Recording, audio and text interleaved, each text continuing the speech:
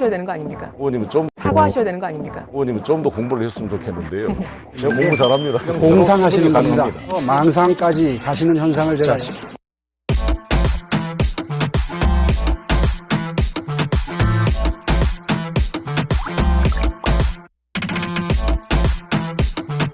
희망의 사다리를 만드는 유능한 시장이 되겠습니다. 준비된 미래 서울 전문가 오세훈 후보입니다. 대안은 권수정입니다. 지켜봐 주십시오.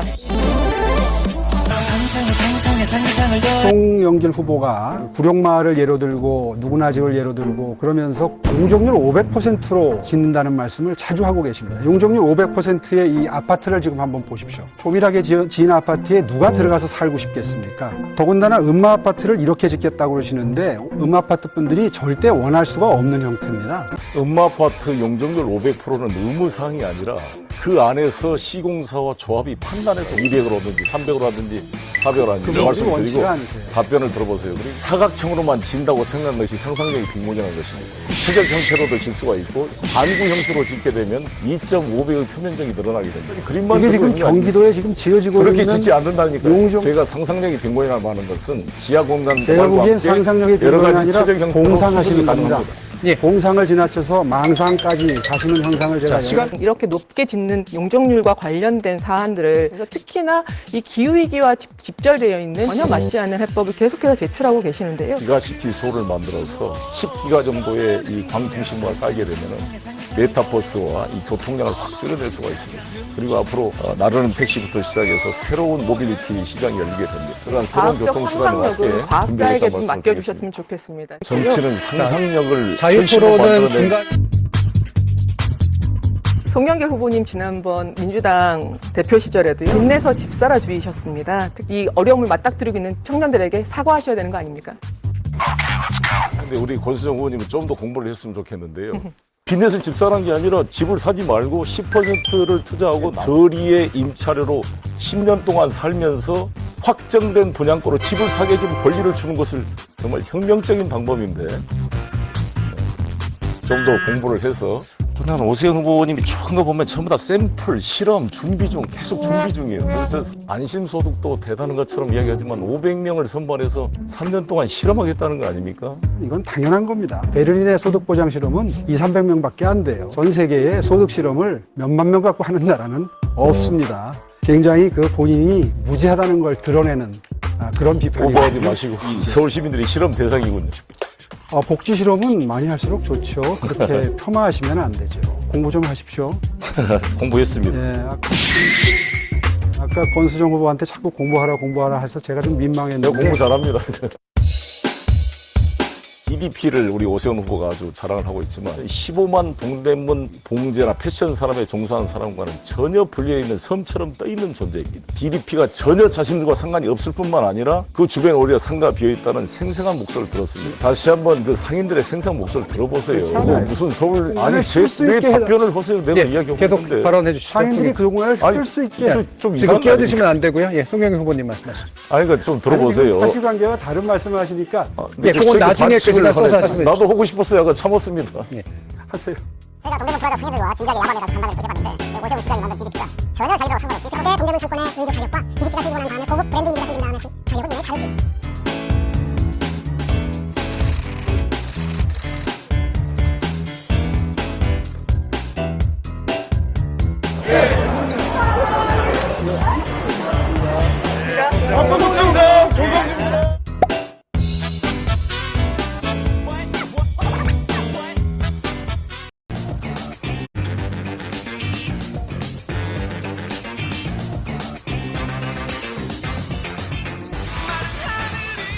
오늘 국토부가 선보인 하늘을 나는 택시, 에어택시입니다. 김포공항에서 이륙해 주변 논밭까지 3km가량 날고 돌아왔습니다. 이 택시 타면 김포공항에서 강남까지 10분 만에 갈 수 있다고 하는데 과연 언제쯤 우리 일상에서 가능해질 이야기인지 이재광 미래에셋 선임연구원과 현실성을 좀 따져보겠습니다. 자, 연구원님 안녕하세요. 안녕하세요. 지난번에는 왜 누리호, 이 로켓 그렇죠. 설명해 주러 나오셨었는데 네. 오늘은 이제 에어택시 네. 주로 이렇게 날아다니는 거 좋아하시는 것 같아요. 제가 어렸을 때 비행 청소년이어서 날아다니는 걸 좀 좋아했었는데 어떻게 하다 보니까 이제 항공우주 애널리스트를 하면서 뭐 덕업일치라고 네. 볼 수 있겠습니다. 그 항공 전문 애널리스트로서 오늘 이 국토부 시연은 어떻게 보셨어요? 일단 좀 상상만으로는 즐겁긴 하네요. 일단 실제로 볼 수 있다라는 거는 이 사회적 수용성이라고 하는 일반인들에게 저게 가능하구나. 그리고 실제로 한다는 걸 보여준다는 거는 네. 매우 좋은 취지의 행사고요. 네. 작년에도 했었어요. 그래서 그때는 오늘은 두 번째 드론 행사. 택시라고 해서? 네. 그때는 쌀 가마니만 태웠었잖아요. 이번엔 사람도 탔나요? 이번 모델은 이제 볼로콥터라는 회사의 볼로시티라는 모델인데 네. 그 조종사가 운전하는 겁니다. 그래서 조종사 한 명이 탔고요. 네. 총 2명이 탈 수 있어요. 그래서 아직은 2명까지 타는 수준이군요. 네, 저거는 이제 보면은 이 좀 초기적인 단계에 네. 그 UAM 기체, eVTOL이라고 부르는데요. 네. 초보적인 단계고요. 지금 이제 앞으로는 좀 더 크고 네. 빠르고 멀리 갈 수 있는 그런 기체들이 시속은 나올 어느 겁니다. 정도 나옵니까? 오늘 시연한 거는 현재 시속 100km 정도 하고 운항 네. 거리가 한 50km 정도. 그 정도 속도면은 강남에서 김포 사이를 10분에 갈 수 있나요? 갈 수는 있죠. 왜냐하면 막히지가 않잖아요. 하늘로 그렇군요. 가고 또 네. 직선으로 가니까 갈 수는 있죠. 네. 그래도 아직은 이렇게 하늘을 날아다닌다는 건 출퇴근길을 좀 먼 이야기로 들리긴 하거든요. 이게 정말 현실성이 있는 겁니까? 저는 그렇게 먼 미래가 아니라고 보고요. 네. 거기에 대해서 이제 뭐 좀 숫자로 설명해 드리면은 네. 사실 돈은 거짓말을 안 합니다. 돈이 많이 가는 데는 네. 분명 뭔가 있다. 돈이 가고 있다. 어느 정도 가고 있는데? 그래서 제가 이제 글로벌 UAM 산업의 투자 금액을 좀 보여드리면요. 이 보시는 것대로 네. 2020년부터 이렇게 올라가고 있는 게 보이실 거예요. 그래서 올해 같은 경우는 아직 다 집계된 건 아니지만 대략 53억 불. 우리 돈으로 하면은 거의 6조 원. 6조 작년까지 포함하면 거의 7, 8조 원 정도가 네. 이 산업에 투자가 되고 있다는 거죠. 그렇군요. 그래서 갑자기 이렇게 올라온다라는 네. 거는 가까워지고 있다라는 뜻으로 이해하셔도 됩니다. 그래도 뭔가 이유나 계기가 없이 갑자기 올라섰을 것 같지는 않고 네. 분명히 중간에 뭐 트리거, 결정적인 계기가 있었을 것 같아요. 그렇죠. 이 하늘을 날아다니는 거는 사실 예전부터 꿈꿔왔던 건데 어떻게 보면 좀 중구난방식이었어요. 그랬는데 2016년에 네. 우리가 잘 알고 있는 우버에서 네. 이걸 좀 개념을 약간 정립을 했었죠. 네. 그 이후에 가속도가 좀 많이 붙었습니다. 판에 깔아줬다는 거군요. 그렇죠. 우버 택시가. 네, 우리가 이런 사업을 할 건데 어떤 게 필요한 것 같고 네. 어떤 규격 뭐 이런 식으로 좀 판을 짰었죠. 네. 그때부터 좀 빨라졌던 것 같아요. 근데 그 주주들이 항의해서 뭐 사업 접었다고 하지 않았나요? 그렇죠. 근데 안타깝게도 우버는 이 사업을 작년 말에 네. 기존 주주들의 좀 항의 때문에 외부에 매각을 했어요. 지금 이제 조비라는 미국 회사에 조비, 네. 매각을 했고요. 근데 이 사업을 아예 발 뺀 건 아닙니다. 네. 왜냐하면은 매각을 하면서 조비의 지분을 더 많이 가져왔거든요. 예. 그래서 조비를 통해서 이렇게 계속 하고 네. 할 거고요. 앞으로도. 그럼 그 조비라는 회사는 이렇게 네. 하늘을 나는 에어 택시를 언제쯤 선보인다고 합니까? 지금 이제 여러 업체들이 있는데 가장 많은 이제 선도 업체라고 네. 인정받는 곳이 미국의 조비 에비에이션 회사인데요. 지금 보이는 화면에 보이는 저 비행체가 그 에어 네. 택시입니까? 저게 이미 개발이 완료가 됐고요. 개발. 날 수 있습니다. 네. 그래서 조비의 목표는 2024년부터 상용화를 하려고 목표를 세우고 지금 진행 중입니다. 이게 100% 전기로 추진되는 거죠? 그렇죠. 당연히 이제 eVTOL이라고 하니까 앞에 일렉트릭이 붙는 거고요. 네. 그래서 친환경, 탄소가 배출되지 않는 전기 비행기라고 이해하시면 몇 명까지 탈 수 있으려나요? 저 모델은 5명이 탈 수 있고요. 네. 한 명은 일단은 초기에는 조종사가 있어야 되니까 승객은 4명 탈 수 있겠죠. 그렇군요. 자, 저거는 일단 미국 얘기고 우리 네. 기업들은 이 UAM 시장에 어떻게 준비하고 있어요? 네, 우리 기업들도 지금 한화 그룹의 하나 시스템 그리고 현대차 그룹 이 두 개가 가장 적극적으로 네. 이렇게 빨리 투자를 하고 있는데요. 간단하게 말씀드리면 하나 시스템 같은 경우는 2026년을 목표로 지금 미국에서 eVTOL을 개발 중이고요. 현대차 그룹 같은 경우도 미국에 이제 법인을 세웠는데 아마 어제 이름을 이제 발표를 했어요. 슈퍼널이라는 네. 사명을 발표를 했는데 목표는 2030년에 승객이 탈 수 있는 그런 UAM 사업을 하겠다, 상용화를 하겠다라고 목표를 세우고 있습니다. 빠르면 2026년이라는 말씀이신데 하나 그쵸. 같은 경우는 회사마다 다릅니다. 네, 회사마다 다른데, 다르겠군요. 네. 이제 정부에서 지금 목표로 하는 거는 25년에 실증화 단계를 시작하는 게 네. 목표고요. 하나 시스템 같은 경우는 26년쯤 되면은 그 eVTOL 기체가 완료가 되는 게 목표입니다. 정부 로드맵대로라면 이제 4년 남은 셈인데 네. 사실 저렇게 하늘에 나는 택시가 있으려면 네. 수직 이착륙할 수 있는 그런 터미널도 있어야 되고 그렇죠. 뭐 관제 시스템도 있어야 그렇죠. 되고 그 인프라가 다 갖춰져야 되는데 지금 그런 거 전혀 안 보이던데요. 당연히 지금은 있을 수는 없고요. 네. 근데 이미 정부의 로드맵이나 기업들의 그런 준비는 이미 시작되고 있습니다. 그래서 이미 연구도 하고 있고 실제로 어디에 어떻게 개발할지 또 관련된 법 규제 네. 같은 것도 이미 정부에서 다 준비 중이고 이거는 이제 UAM 팀 코리아라고 해서요.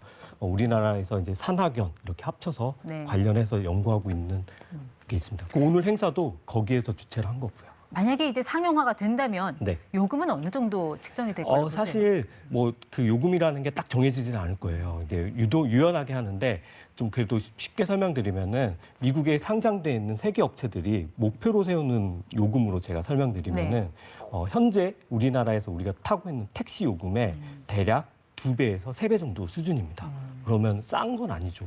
그럼 당연히 근데 초기에는 네. 비쌀 수밖에 없고요. 가격은 앞으로 더 낮아지는 걸로 네. 기대할 수 있습니다. 주로 어떤 사람들이 저거 많이 이용을 할까요? 초기에는 아무래도 이게 시간이 더 시간 가치가 우선인 분들이 먼저 타겠죠. 상상해 보면 일단 비즈니스 목적이 제일 먼저 탈 테고요. 네. 아니면 이제 좀 여유가 되시는 분들 먼저 이렇게 할 거고 이게 이제 점점 더 가격이 떨어지면은 대중화가 되는 거고 네. 제일 기대하는 거는 자율비행입니다. 알겠습니다. 조종사가 없이 자율비행이 되면은 가격이 매우 떨어질 수 있고요. 그렇게 되면은 일반 사람들도 부담 없이 탈 수 있는 네. 그런 시대가 올 수 있습니다. 항공기 같은 경우는 이게 안전성 문제에 있어서 굉장히 보수적인 기준을 잡아야 되는 그런 기준이잖아요. 그렇죠. 네. 네. 이런 안전성 통과까지 감안을 한다면 글쎄요. 2025년 로드맵 이거 가능할까요? 아까 말씀드린 조비라는 업체가 그 예가 될 수 있는데요. 이미 기체는 개발이 됐고요. 지금은 안전 인증을 하고 있는 단계입니다. 네. 예, 그 가망 당국이라 그래서 미국의 FAA에게 인증을 받고 있는데요. 그게 네. 좀 오래 걸려요. 당연히 몇 년 걸리는 건데 그게 2023년에 완료하는 것을 목표로 진행하고 있습니다. 네. 어쨌든 요즘 뭐 투자자들도 이 UAM 시장 워낙 관심이 많은데 이게 가정을 조금만 틀어져도 워낙 네. 시장 전망이 달라지는 거라서 근데 투자할 때도 좀 조심해야 될 필요는 있을 것 같습니다. 그렇죠. 아직 시연된 게 아니기 때문에 네. 좀 조심할 필요는 있습니다. 알겠습니다. 네, 지금까지 ETY 이재광 연구원과 함께했습니다. 네, 오늘 말씀 고맙습니다. 감사합니다.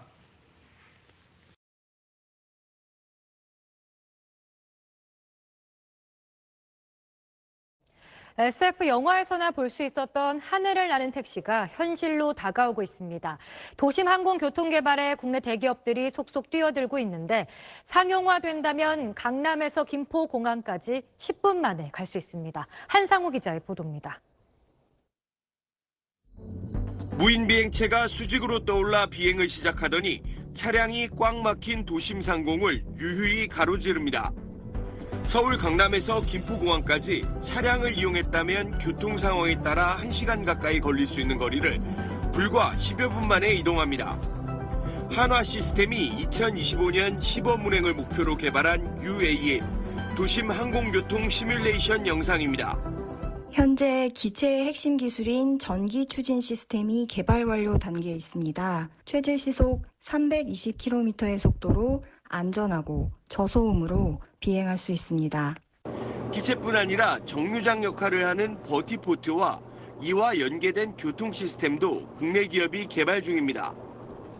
현대자동차는 2028년까지 버티포트와 육상 근거리 교통을 연계해 목적지까지 이동하는 완전 자동화된 이동 시스템을 만드는 게 목표입니다.